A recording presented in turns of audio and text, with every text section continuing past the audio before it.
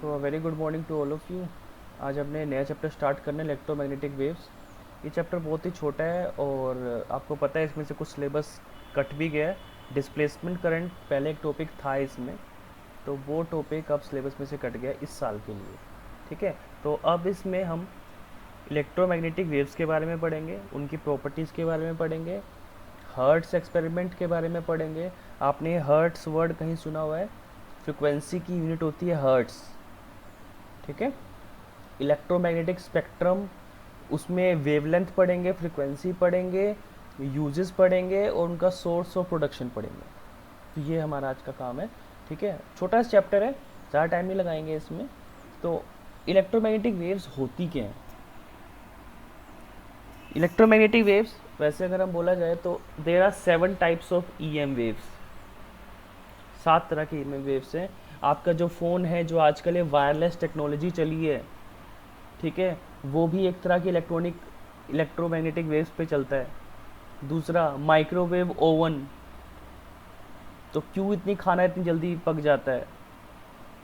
ठीक है, और उसके बाद एक्स रे हो गई, गामा रे होती है। एक्स रे तो सभी को पता है, जब हड्डी टूटती है तो उसका, या हड्डी अगर टूटी है या नहीं टूटी है इसका पता लगाने के लिए एक्सरे करवाते हैं। और सबसे important, visible light. Visible light, sun से कौन सी रेज मिलती हैं? यूवी रेज मिलती हैं। विजिबल लाइट, विबग्योर, जिससे हम ब्यूटीफुल वर्ल्ड जो आपके आसपास है उसको हम देख सकते हैं। तो हम EM वेव्स के बारे में पढ़ेंगे, उनकी प्रॉपर्टीज़ के बारे में पढ़ेंगे। ठीक है, तो स्टार्ट करते हैं। तो इलेक्ट्रोमैग्नेटिक वेव्स हमारे चैप्टर का नाम है। Electromagnetic waves, properties of electromagnetic waves, Hertz experiment, electromagnetic spectrum. ठीक है, इसमें हम इलेक्ट्रोमैग्नेटिक स्पेक्ट्रम पढ़ेंगे, वेवलेंथ पढ़ेंगे, फ्रीक्वेंसी रेंज पढ़ेंगे, उसके सोर्सेज पढ़ेंगे और यूजेस पढ़ेंगे। ठीक है, तो सबसे पहले इलेक्ट्रोमैग्नेटिक वेव्स, ये कुछ इक्वेशंस है हमारे पास। For a region where there are no charges, ये तो कंडक्शन करंट वाला हो गया। अब फर्स्ट ऑफ ऑल हमें थोड़ा पढ़ना पड़ेगा 4 इक्वेशंस को। ये बेस है। मैक्सवेल ने 4 इक्वेशंस दी थी, ये हमने इनमें से चारों इक्वेशन पढ़ ली हैं। सबसे पहले जो मैक्सवेल की इक्वेशन थी इलेक्ट्रोस्टैटिक्स की, ये क्या है? गोस थ्योरम है ना।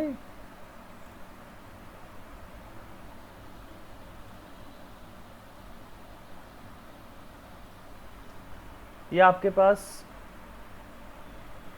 गॉस थ्योरम है। ये मैक्सवेल ने 4 इक्वेशन दी थी, 2 इलेक्ट्रोस्टैटिक्स के लिए और 2 मैग्नेटिज्म के लिए। और ये क्या है? Maxwell second law, Gauss law in magnetism. ये गोस लाइन मैग्नेटिज्म है। BDS is equal to 0। Maxwell third equation, Faraday's law of electromagnetic induction. Faraday law क्या होता है हमारे पास? EDL is equal to minus d∅m/dt। ठीक है, Maxwell fourth equation, Ampere circular law. ये अब आपके सिलेबस में नहीं है, ये जो ID वाली जो टर्म है ये आपके सिलेबस में अब नहीं है। तो बस आपने इनको बस पढ़ना है इक्वेशंस को, ये कहीं आती नहीं है तो पूछी नहीं जाएंगी आपसे ऐसा। अब ये होती है इलेक्ट्रोमैग्नेटिक वेव। तो इलेक्ट्रोमैग्नेटिक वेव की डेफिनेशन क्या हो गई? Electromagnetic wave is a wave in which electric and magnetic fields are perpendicular to each other and also perpendicular to the direction of propagation of wave।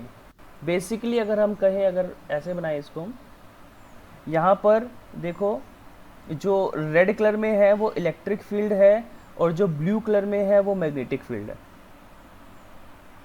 ठीक है, तो इससे पता चल रहा है, जैसे मान लो ये आपकी एक्स एक्सिस हो गई, ये वाई हो गई और ये जेड हो गई।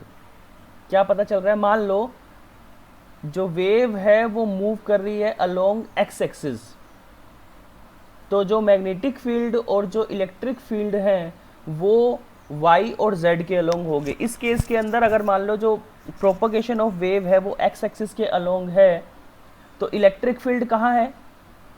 वाई के अलोंग है, और मैग्नेटिक फील्ड कहाँ है? जेड के अलोंग है। बिकॉज रेड वाला जो है वो इलेक्ट्रिक फील्ड को शो कर रहा है और जो ब्लू वाला है वो मैग्नेटिक फील्ड को शो कर रहा है. So basically electromagnetic wave is a wave in which electric and magnetic fields are perpendicular to each other and also perpendicular to the direction of propagation of wave. तो mutually perpendicular बोल सकते हैं, मतलब जैसे x Y Z हैं तीनों mutual perpendicular हैं और at any condition electric field और मैग्नेटिक फील्ड कभी भी एक साथ नहीं होते, वो हमेशा एक दूसरे के परपेंडिकुलर ही होते हैं. ये हम देख भी चुके हैं. जो एम्पियर सर्कुलर लॉ था, sorry right hand screw rule या राइट हैंड थंब रूल, उसमें क्या है, अगर करंट स्ट्रेट वायर में जा रहा है तो मैग्नेटिक फील्ड सर्कल में होगा और अगर करंट लूप में है, करंट सर्कल में है तो मैग्नेटिक फील्ड स्ट्रेट लाइन की फॉर्म में होगा. तो इससे क्या पता चलता है कि इलेक्ट्रिक फील्ड और मैग्नेटिक फील्ड कैसे होते हैं, क्रॉस फील्ड होते हैं, एक दूसरे के परपेंडिकुलर होते हैं. Next, properties of electromagnetic waves.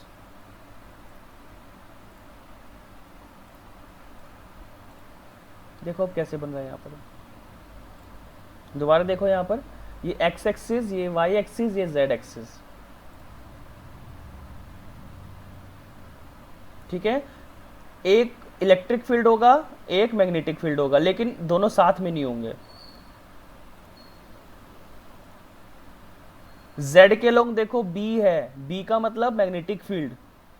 Variations in both electric and magnetic fields occur simultaneously, therefore they attain their maxima and minima at the same place and at the same time. The direction of electric and magnetic fields are mutually perpendicular to each other.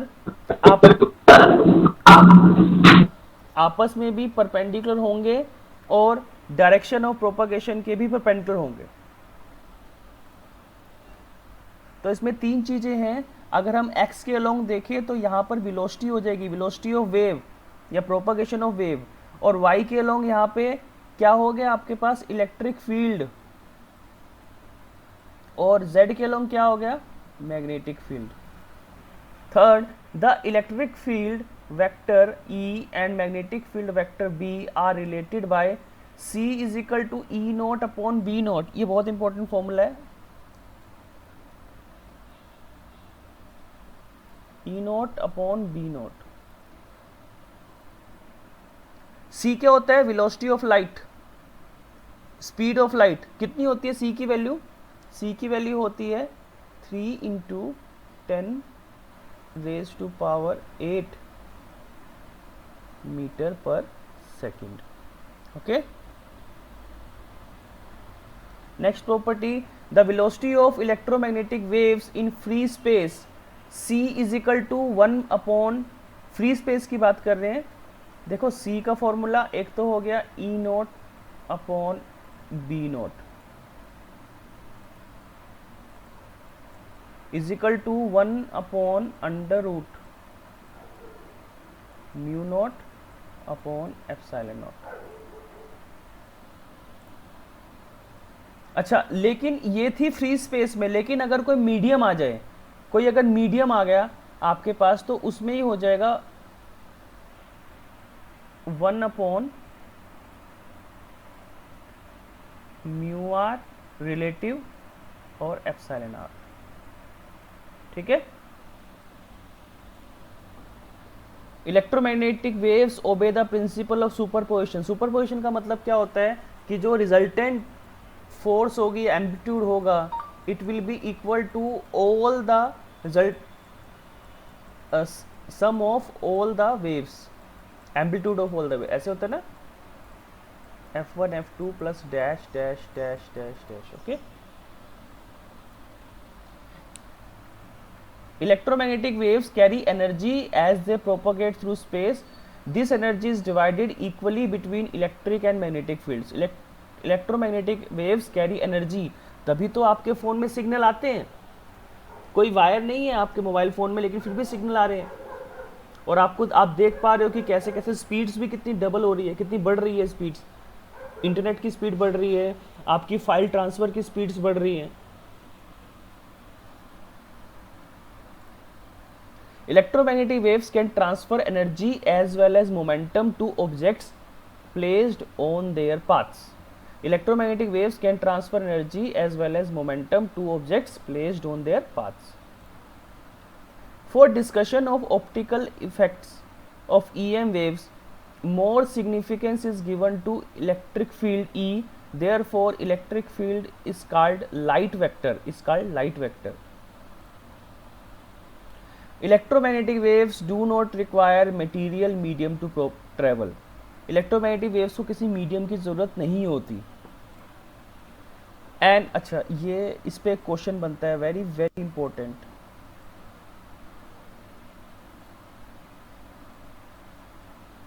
इस पे एक question बनता है, आप exam idea ले लो या कोई भी पुराने जो पेपर है उसमें देख लो, उसमें ये वाला क्वेश्चन बहुत बार आया हुआ है पेपर में. How an oscillating charge behaves as source of EM waves. Oscillating charge कैसे बिहेव करता है as a source of EM waves. सिर्फ चार्ज से नहीं चलेगा, बिकॉज आपको पता है अगर चार्ज रेस्ट पर है,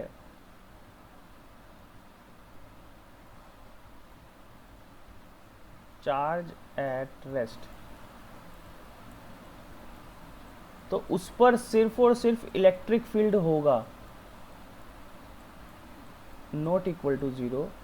लेकिन बी ज़ीरो होगा, कोई मैग्नेटिक फील्ड नहीं होगा अगर चार्ज रेस्ट पे. लेकिन अगर चार्ज मोशन पे है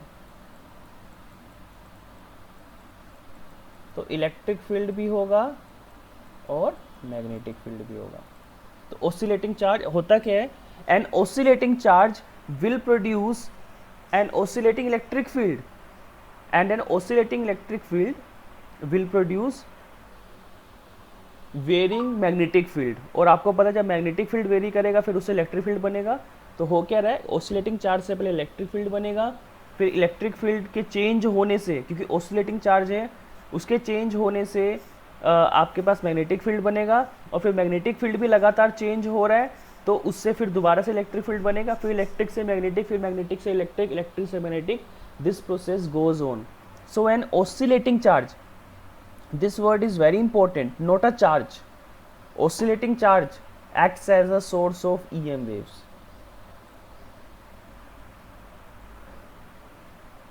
ये तो पढ़ने की ज़रूरत ही नहीं है,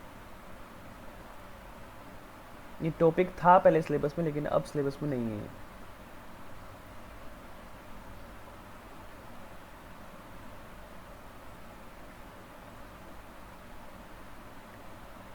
ये डिवाइस है, देखो डिस्प्लेसमेंट करंट का. यहाँ पर ये देखो हर्ट्स एक्सपेरिमेंट का डिवाइस है ये, ठीक है.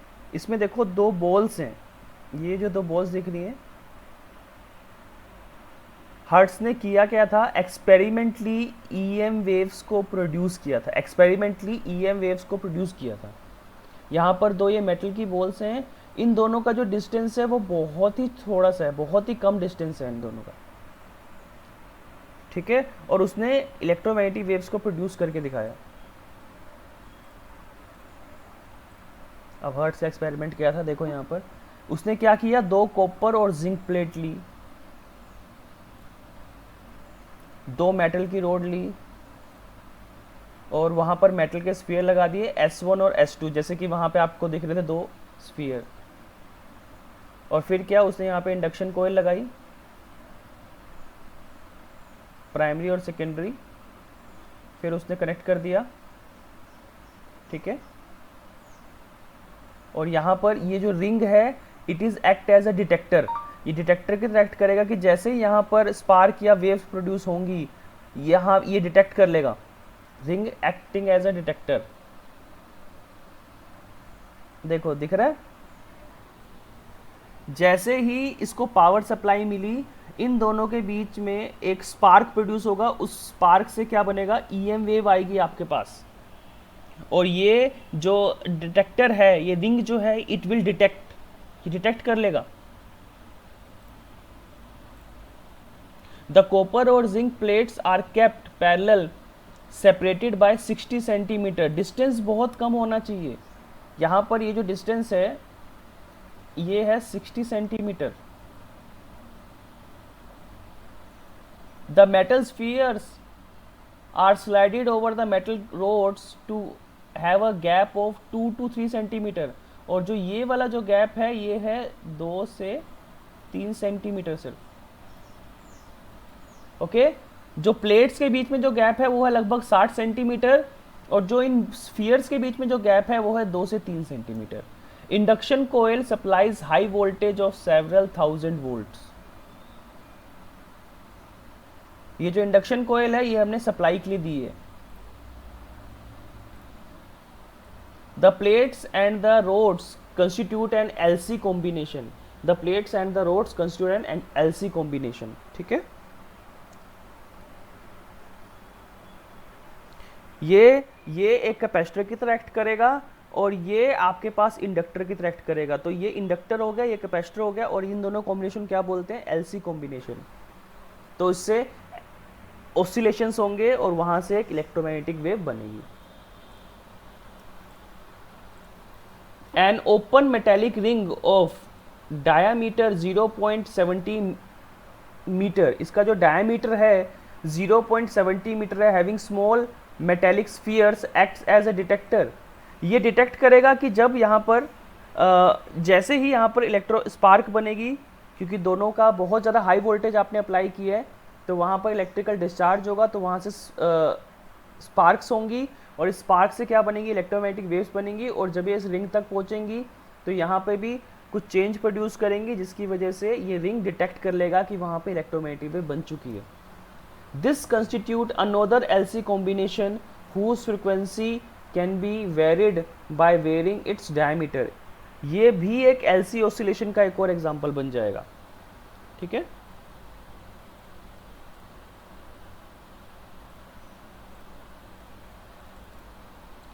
Due to high voltage the air in the small gap between the spheres gets ionised. जो दोनों स्फीयर के बीच में डिस्टेंस कितना है? 2 से 3 सेंटीमीटर है, उसके बीच में जो एयर है वो आयोनाइज हो जाएगी, this provides the path for the discharge of the plates.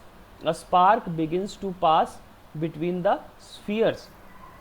फिर एक स्पार्क्स बन जाएंगी। A very high frequency oscillations of charges occur on the plates. This results in the high frequency oscillating electric field in the vertical gap S1 and S2, consequently an oscillating magnetic field। देखो पहले यहाँ पर क्या बन रहा है? पहले यहाँ पर a very high frequency oscillation, मतलब oscillating charge, ठीक है, उससे क्या बन रहा है? oscillating electric field बन रहा है consequently, और उसकी वजह से एक oscillating magnetic field भी बनेगा of the same frequency is set up, ठीक है, the horizontal plane and perpendicular to the gap between the spheres। These oscillating electric and magnetic fields constitute electromagnetic waves। तो समझ में आ रहा है? ऑसिलेटिंग चार्ज की वजह से ऑसिलेटिंग इलेक्ट्रिक फील्ड बनेगा, और ऑसिलेटिंग इलेक्ट्रिक फील्ड की वजह से ऑसिलेटिंग मैग्नेटिक फील्ड बनेगा, एंड फिर दोबारा से ऑसिलेटिंग मैग्नेटिक फील्ड से इलेक्ट्रिक फील्ड बनेगा, और फिर दोबारा magnetic field. This process goes on. The electromagnetic waves produced are radiated from the spark gap। The detector is held in a position such that magnetic field produced by the oscillating current is perpendicular to the plane of the coil। The resultant electric field induced by the oscillating magnetic field causes the ionization of air in the gap between the spheres, so a conducting path becomes available for the induced current to flow across the gap। This causes sparks to appear at the narrow gap। It was observed that spark was most intense when the spheres S1 S2 and S1 S2 were parallel to each other। ये जो पिछले वाले जो diagram में दिखाया था वहाँ पे S1 S2 वो जो दो स्फीयर्स हैं जिसमें से करंट पास हो रहा है, हाई वोल्टेज पास हो रही है, और जो दो स्फीयर्स हैं जो रिंग के जो स्फीयर्स हैं, ये रिंग वाले हैं, ठीक है, were parallel to each other, तो मैक्सिमम इंटेंस स्पार्क दिखी उसमें। This was a clear evidence of polarisation of electromagnetic waves. ठीक है, इलेक्ट्रोमैग्नेटिक वेव्स पोलराइज्ड भी होती हैं। Hertz was able to produce electromagnetic waves of wavelength nearly 6 metre. तो Hertz successfully produced electromagnetic waves through this experiment of wavelength nearly 6 metre. और उसके 7 साल के बाद J C Bose succeeded in producing the EM waves of wavelength ranging from 25 millimeter to 5 millimeter। तो hertz पहला scientist था जिसने इलेक्ट्रोमैग्नेटिक वेव्स को लैब में प्रोड्यूस करके बताया, और उसने लगभग कितनी वेवलेंथ की इलेक्ट्रोमैग्नेटिक वेव्स प्रोड्यूस की? 6 मीटर की। उसके 7 साल के बाद जेसी बोस ने इलेक्ट्रोमैग्नेटिक वेव्स को प्रोड्यूस करके बताया जिसकी रेंज 25 मिलीमीटर से 5 मिलीमीटर तक थी। ये देखो ऐसी कुछ वेव्स, जैसे देखो वेव चेंज हो रही है वाई, ये एक आपकी इलेक्ट्रिक फील्ड की वेव है, एक मैग्नेटिक फील्ड की वेव है। जो इलेक्ट्रिक फील्ड की वेव है वो एक्स एक्सिस के अलोंग देखो ऑसिलेट कर रही है, जितना पॉजिटिव में जा रही है, ये लाल वाली देखो, जितना पॉजिटिव में, ये इलेक्ट्रिक फील्ड की मान लो, एक इलेक्ट्रिक फील्ड की होगी, एक मैग्नेटिक फील्ड की होगी। ये एक्स के अलोंग है और ये वाई के अलोंग है। देखो अब जैसे जैसे ऑसिलेट हो रहा है, कैसे मूव कर रहा है, जितना एक्स पॉजिटिव में जा रहा है उतना ही एक्स नेगेटिव में जा रहा है। सेम ऐसे ही ये वाली जो वेव है ये वाई एक्सिस के अलोंग है, तो जितना पॉजिटिव वाई में जा रहा है उतना ही नेगेटिव वाई में जा रहा है। अब ये इलेक्ट्रोमैग्नेटिक स्पेक्ट्रम है हमारे पास। Radio wave a few kilometre to 0.3 metre. Radio wave ऐसी वेव होती हैं जो कि जितने भी आपके रेडियो और माइक्रोवेव, ये दो वेव्स हैं जिससे आपका मोबाइल हो गया, रडार हो गया, या जितने भी आपके कम्युनिकेशन हो रहे हैं वो इन दो वेव्स से हो रहे हैं।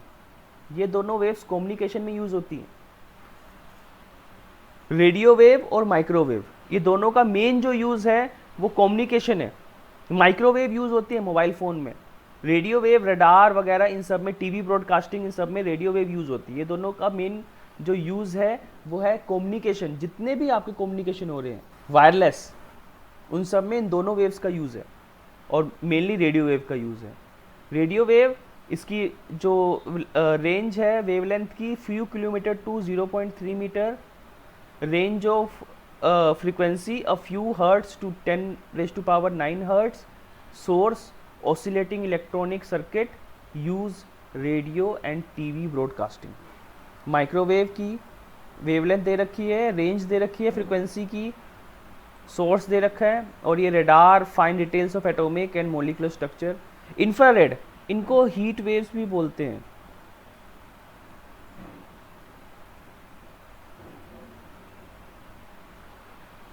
इंफ्रारेड कैमरा भी आता है, ठीक है। जो सोल्जर्स होते हैं ना, सोल्जर्स के पास नाइट विजन होता है, नाइट विजन कैमरा होता है उनके पास। जैसे अगर रात को युद्ध लड़ना हो तो उसके लिए नाइट विजन कैमरा होता है, उसमें इंफ्रारेड ही होता है आपके पास, ठीक है। तो ये इंफ्रारेड की वेवलेंथ, ये उसकी फ्रीक्वेंसी, और ये सोर्स है molecules and hot bodies, industry, medicine, astronomy, night vision device. Green house में इंफ्रारेड का बहुत ज़्यादा हाथ है, revealing secrets, writings on ancient walls etcetera. Light और विजिबल स्पेक्ट्रम, हम इनमें से सिर्फ यही वाला जो एक रेंज है लाइट का, हम इसको देख सकते हैं। इसको क्या बोलेंगे सिंपली आप? विबग्योर। ये आपने 10th में भी पढ़ा हुआ है। 7 तरह की इलेक्ट्रोमैग्नेटिक वेव्स हैं, लेकिन उनमें से हम सिर्फ ये जो 4 नंबर की है लाइट और विजिबल स्पेक्ट्रम, जिसे हम विबग्योर बोलते हैं, बस हम यही देख सकते हैं। ओके, उसके बाद यूवी रेज सन से मिलती हैं, ठीक है। इसकी रेंज, वेवलेंथ की और फ्रीक्वेंसी की, सोर्स, और ये यूवी का use basically sterilisation of medical instruments, killing bacteria and germs in food stuff. जो आपका पैकेज दूध होता है वहाँ पर भी यूज़ होता है ये यूवी लाइट। और आपने देखा होगा, बैंक्स में देखा होगा कई बार जाली नोटों की मतलब चेक करने के लिए कि वो नोट नकली है या असली है, वहाँ पे एक यूवी उनके पास डिवाइस होता है जिसके नीचे वो रखते हैं, उससे पता चल जाता है कि वो वो जो नोट है वो असली है नकली है। अच्छा, फोर्ज डॉक्यूमेंट्स का मतलब होता है नकली कागजात को चेक करने के लिए कि वो नकली है असली है। कई बैंक्स में होगा ये, कि नोट नकली है या असली है उसको चेक करने के लिए, ठीक है। इनविजिबल राइटिंग, फिंगरप्रिंट एक्सेट्रा, ठीक है। Six, x ray. एक्सरे तो बताने की ज़रूरत नहीं है। एक्सरे मेनली ये देखने के लिए कि बोन्स टूटी हैं या नहीं टूटी हैं। अच्छा, लेकिन इसके अलावा भी जैसे ब्रिजेस होते हैं ना, ब्रिजेस, अगर ब्रिजेस का एक्सरे करें तो वो भी पता चल जाता है कि वो ब्रिज ट्रैवलिंग करने के लिए सेफ़ है या नहीं है, उसमें जो क्रैक्स हैं वो कितने डीप हैं या कितने डीप नहीं है, तो उसका भी पता चल सकता है इससे। स्टडी ऑफ क्रिस्टल स्ट्रक्चर, और ये हो गया आपके पास detection of smuggled goods in bags of a person. Airport पे जो या एयरपोर्ट या दिल्ली मेट्रो में या मतलब जो बड़े बड़े जितने भी आपके बस स्टॉप्स हैं, वहाँ पर जब आप जाओगे सिक्योरिटी में, तो आपका जो बैग जो अंदर जाता है ना, मशीन के अंदर जाता है, तो उसमें एक्सरे ही होता है उसका, जिससे पता चल जाता है अगर कोई मेटेलिक चीज़ होगी तो वो एक बीप करने लग जाएगा। Okay. Skin disease, skin disease, tumour की locating cracks and flaws in finished metallic objects, x-ray photography, treatment of cancer, और last gamma rays. Gamma rays, information about structure of nuclei, astronomical research etcetera. और gamma rays को भी tumour और इस सब की जांच के लिए यूज़ कर सकते हैं अगेन। बट ये जो एक्सरे हैं और गामा रे हैं, ये बहुत हाईली एनर्जेटिक होती है। हाईली एनर्जेटिक हो गई तो इससे क्या होता है, ये हाईली एनर्जेटिक है तो हम इसकी बहुत छोटी अमाउंट ही एब्जॉर्ब कर सकते हैं। अगर ज़्यादा अमाउंट में हमने इसको एब्जॉर्ब कर लिया तो it can cause tumour also, ये हमें बीमार भी कर सकता है। ठीक, दैट इज़ वाई जो न्यूक्लियर पावर प्लांट होता है वहाँ पर एक सूट होता है, अलग से स्पेशल सूट होता है वहाँ पर जाने के लिए न्यूक्लियर पावर प्लांट के अंदर। तो ये इसका चार्ट है, ठीक है।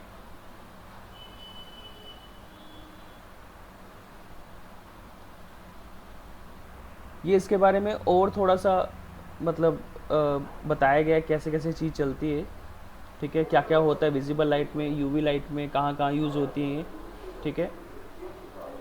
फिर frequency range, components of electromagnetic spectrum, wavelength range, ये बिल्कुल शॉर्ट में कर रखा है ये भी देख सकते हो आप। ये मेरे हिसाब से ज़्यादा शॉर्ट है, ये आपको याद करने में आसान रहेगा। ये वाला जो है आपको याद करने में आसान रहेगा शायद।